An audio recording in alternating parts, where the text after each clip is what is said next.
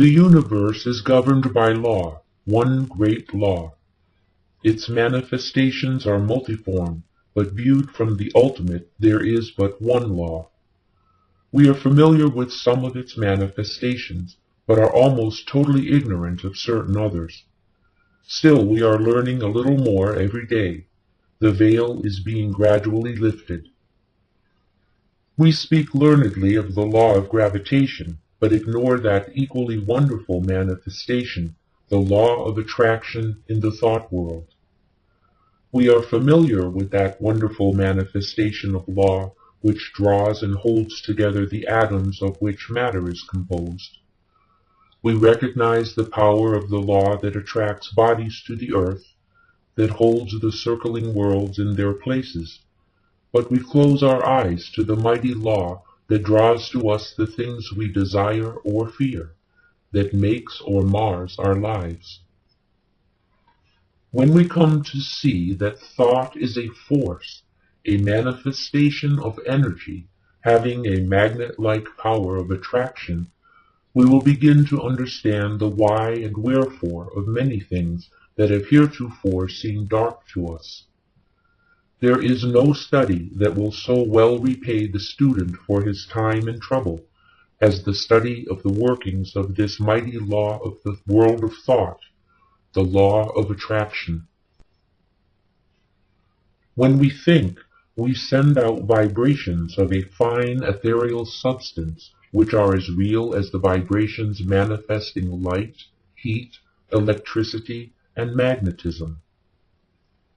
That these vibrations are not evident to our five senses is no proof that they do not exist.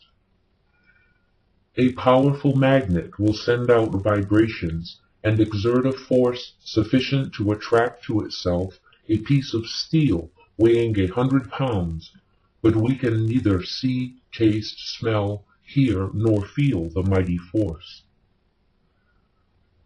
These thought vibrations, likewise, cannot be seen, tasted, smelled, heard, nor felt in the ordinary way. Although it is true, there are on record cases of persons peculiarly sensitive to psychic impressions who have perceived powerful thought waves, and very many of us can testify that we have distinctly felt the thought vibrations of others, both whilst in the presence of the sender and at a distance. Telepathy and its kindred phenomena are not idle dreams. Light and heat are manifested by vibrations of a far lower intensity than those of thought, but the difference is solely in the rate of vibration. The annals of science throw an interesting light upon this question. Professor Elisha Gray, an eminent scientist, says in his little book, The Miracles of Nature, "There is much food for speculation in the thought that there exist sound waves that no human ear can hear, and color waves of light that no eye can see. The long, dark, soundless space between 40,000 and 400 trillion vibrations per second, and the infinity of range beyond 700 trillion vibrations per second, where light ceases in the universe of motion, makes it possible to indulge in speculation." M. Williams, in his work entitled Short Chapters in Science, says, "There is no gradation between the most rapid undulations or tremblings that produce our sensation of sound, and the slowest of those which give rise to our sensations of gentlest warmth. There is a huge gap between them, wide enough to include another world of motion, all lying between our world of sound and our world of heat and light. And there is no good reason whatever for supposing that matter is incapable of such intermediate activity, or that such activity may not give rise to intermediate sensations, provided there are organs for taking up and sensifying their movements. I cite the above authorities merely to give you food for thought. not to attempt to demonstrate to you the fact that thought vibrations exist. The last named fact has been fully established to the satisfaction of numerous investigators of the subject, and a little reflection will show you that it coincides with your own experiences. We often hear repeated the well-known mental science statement, "Thoughts are things," and we say these words over without consciously realizing just what is the meaning of the statement. If we fully comprehended the truth of the statement and the natural consequences of the truth back of it, we should understand many things which have appeared dark to us and would be able to use the wonderful power, thought force, just as we use any other manifestations of energy. As I have said, when we think, we set into motion vibrations of a very high degree, but just as real as the vibrations of light, heat, sound, and electricity. And when we understand the laws governing the production and transmission of these vibrations, we will be able to use them in our daily life, just as we do the better-known forms of energy. That we cannot see, hear, weigh, or measure these vibrations is no proof that they do not exist. There exist waves of sound which no human ear can hear, although some of these are undoubtedly registered by the ear of some of the insects, and others are caught by delicate scientific instruments invented by man.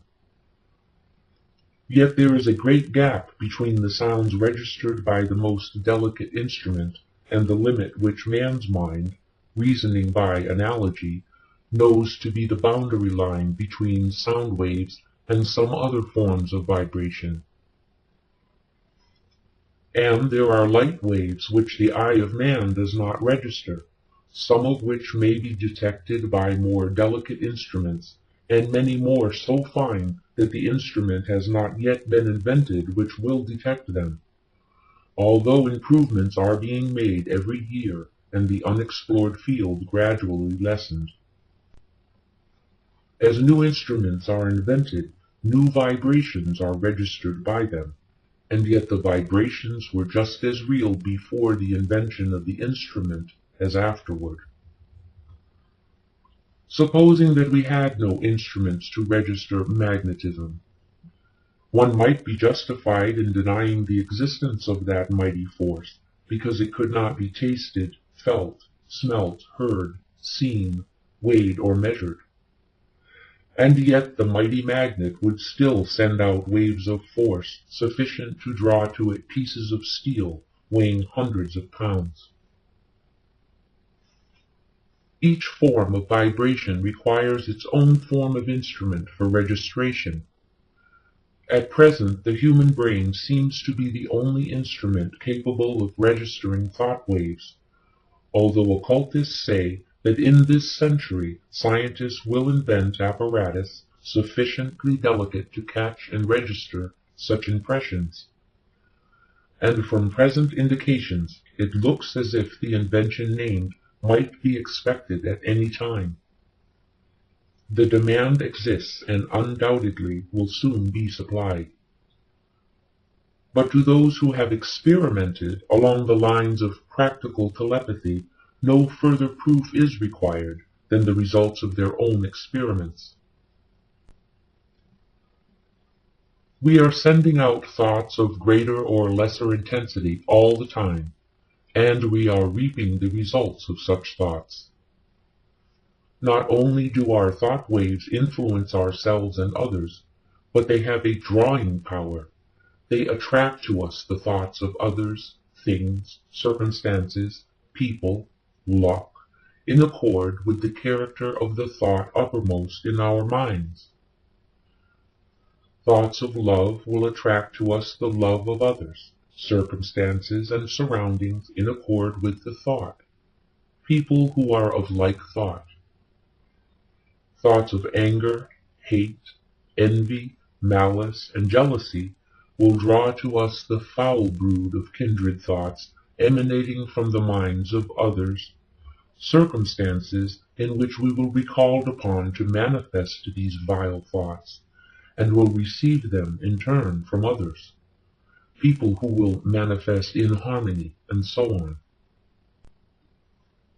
A strong thought, or a thought long continued, will make us the center of attraction for the corresponding thought waves of others.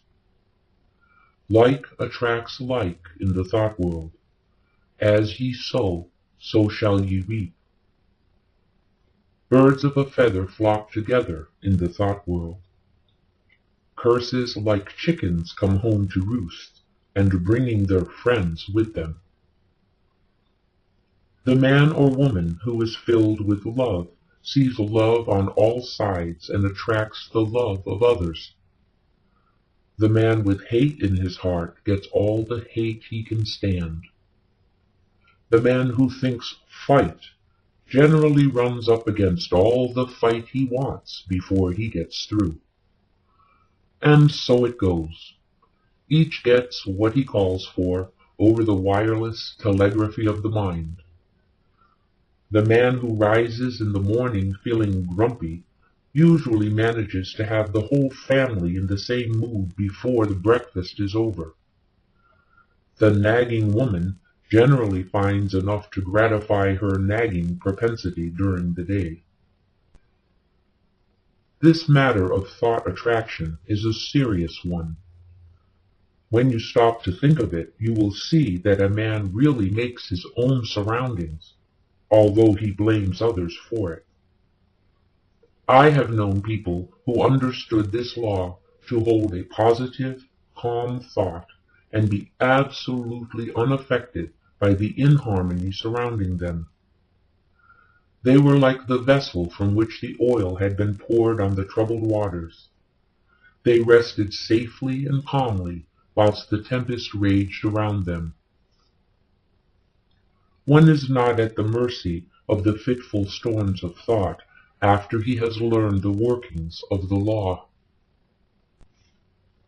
We have passed through the age of physical force on to the age of intellectual supremacy, and are now entering a new and almost unknown field, that of psychic power.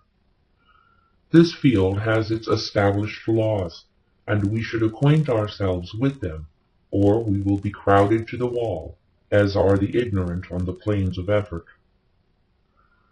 I will endeavor to make plain to you the great underlying principles of this new field of energy which is opening up before us, that you may be able to make use of this great power and apply it for legitimate and worthy purposes, just as men are using steam, electricity, and other forms of energy today.